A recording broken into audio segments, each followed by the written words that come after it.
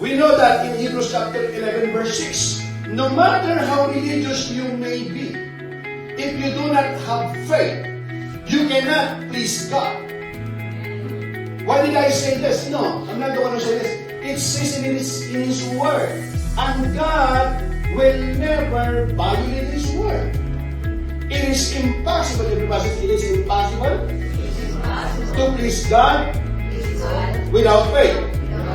We know that all things are possible to God. Nothing is too difficult. Nothing is too hard to our God. Amen? But if you want to please God, you have to come to Him with faith.